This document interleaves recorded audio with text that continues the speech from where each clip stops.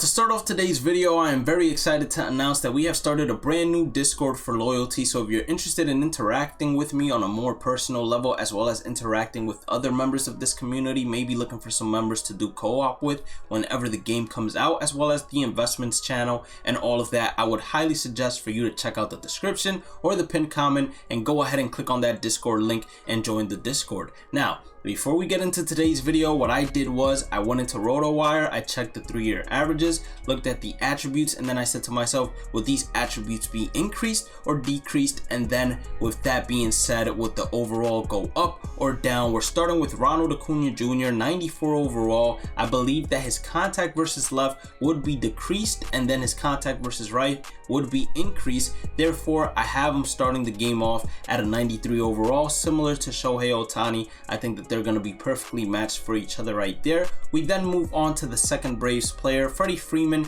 He ended off the year at a 92 overall. The reasoning behind it is because of the postseason run he had. He's not supposed to have the contact versus left and power versus left you're seeing right now. So I believe they're going to decrease his contact and power versus left and then increase his contact and power versus right. I think he still ends up being a high tier diamond, which means he's going to start off the year at a 90 overall. We then go to Eddie Rosario, who benefited greatly from this postseason run. That's the only reason he is currently a diamond. I believe he's going to get his contact and power versus left decreased, his contact versus right decreased, and then his power versus right increased. I think he's going to end up being an 82 overall. And then last but not least, for the Braves, we have ourselves Ozzy Albies. I believe his contact and power versus left are still very underrated in the game and deserve to be increased. I think he's going to go ahead and start off the game cycle with an 87 overall. But hey, before I continue, make sure you hit that like button. Let's aim for 30 likes here. Hit that red subscribe button, turn on the channel notifications, and if you're interested in gameplay videos, make sure you guys check out the description. Subscribe to Bhlademyst 2.0, as well as checking out all the other links I have there. And we stream each and every single day at 8 p.m. Eastern on Twitch, so make sure you guys tune in and say hello as well. We're gonna move on now to the New York Mets, where we have the Trout matcher. In my opinion, I believe Jacob deGrom is going to be a 94 overall to start off the game, just to match Trout's overall, and they're going to chip away from all of his attributes until they get him down to a 94 overall, because this year it was very similar. The only two players that went as high as 96 overall were Jacob deGrom and Mike Trout, arguably the two best players in baseball, and I think that will be the case for MLB The Show 22, but I have one more player joining them as one of the best players in baseball. It's going to be a three-way tie, if you were to ask me at least. So we jump into the Phillies. We got Bryce Harper. His contact and power versus left deserve to be increased, and then his contact versus right deserves to be decreased. I believe he remains a high tier diamond. Not only does he remain, but he actually jumps 2 overalls up and becomes a 92 overall to start off the game. Then we go on to Zach Wheeler, where I believe his hit per 9 will be decreased, but his Ks per 9 will be increased, and he will stay at an 87 overall. Then we go to the Nationals, where Juan Soto, arguably the best hitter in baseball. I think his contact and power versus left deserves to be increased, and then I believe his power versus right deserves to be increased as well. I see him starting off the game cycle at a 92 overall, and look at that, the kid is only 22 years old. That is crazy to me.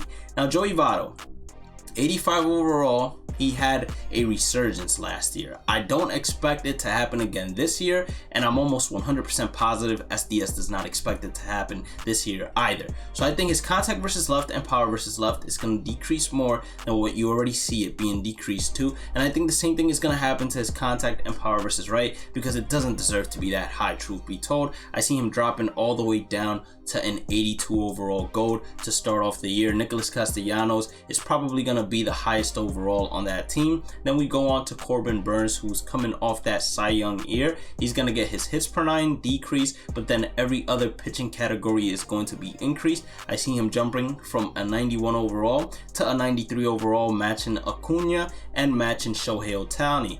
Now Brandon, on the other hand, I see his hits per 9 and K per 9 dropping, therefore dropping him down to an 87 overall. Josh Hader, I'm just going to say he remains an 89 overall, and I'm cheating a little bit because when I saw the tech test, he was a 89 overall as well, so I'm just saying he's gonna stay right there. We go to Freddie Peralta. Freddie Peralta, 24 years old. He is about to enter his prime.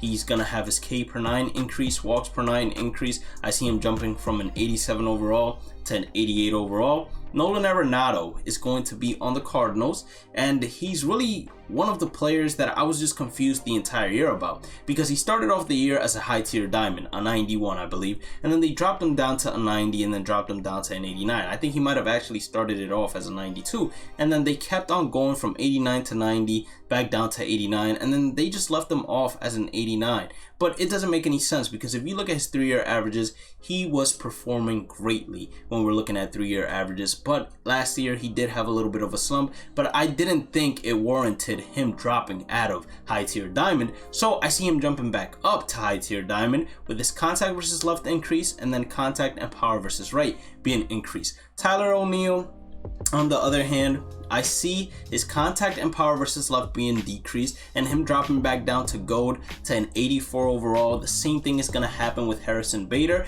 except I see all contact and all power being decreased. I see him dropping all the way down to an 83 overall. And Paul Goldschmidt actually surprised me. This was another player I expected to see drop to gold, but honestly speaking, if anything happens to his attributes, it would be his power versus left being severely underrated, and I think it deserves to be increased. I think he goes from an 86 overall and remains an 86 overall. And then Giovanni Gallegos, it took him long enough to finally become a diamond, and I don't think they're going to drop him out of diamond either, because his Ks per 9 and home runs per 9 still deserve to be increased. I see him going from an 85 overall to an 86 overall. Ketel Marte, the lone diamond back, I see his power versus left being increased, and then his contact and power versus right, him going up to an 89 overall, almost scratching the surface for a high tier diamond, but not just there yet. And then we go to the Dodgers that have basically an entire empire full of diamond players. Mookie Betts,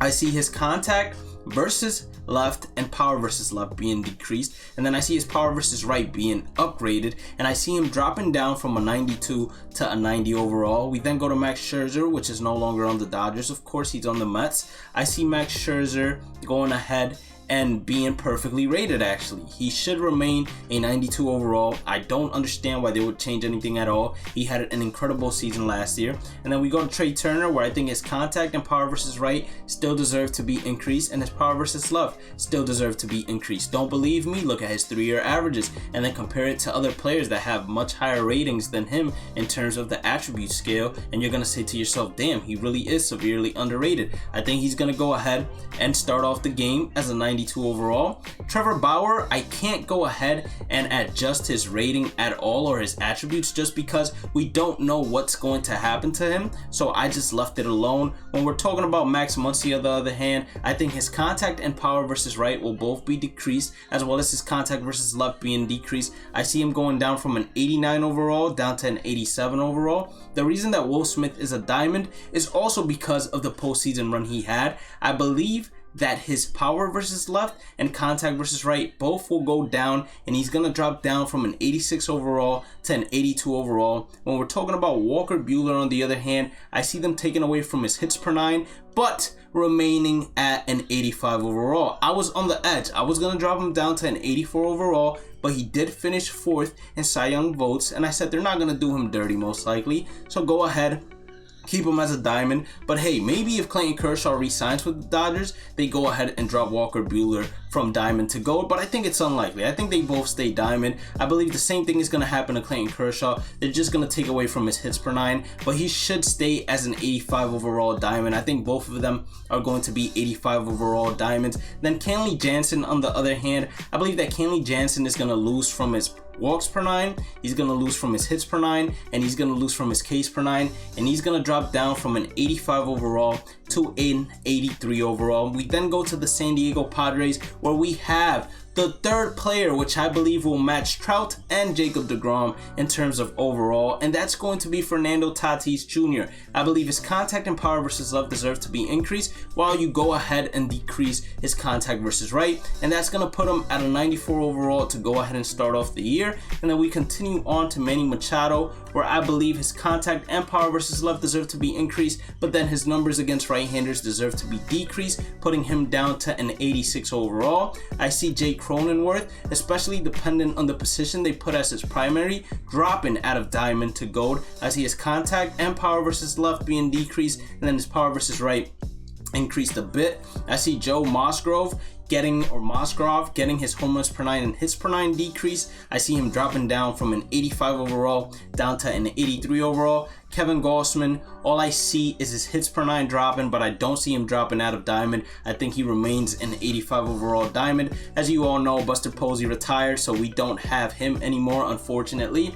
But Brandon Crawford, I see his contact and power versus left dropping, and then his contact and power versus right dropping as well, bringing him down to an 83 overall. So in total, I have about 49 diamonds out of the 68, I believe, were inside the game. And then out of the 49 diamonds, I have 16 of them being high tier diamonds. Now I'm waiting for MLB The Show to go ahead and tweet out, hey, we only have this year, let's say 40 diamonds, and when that becomes the case, I will cut some more players from my diamond tier list, and I will go ahead and ask a custom card designer to go ahead and make the live series cards to have an even better video to go ahead and present to you all. So if you did end up enjoying today's content, please make sure to hit that like button, red subscribe button, turn on the channel notifications, join the Discord, catch me on Twitch, check out the description, check out the pinned comment. Have a blessed day and night, stay positive, stay safe, stay blessed, and I'll catch you all on the next one. Peace out.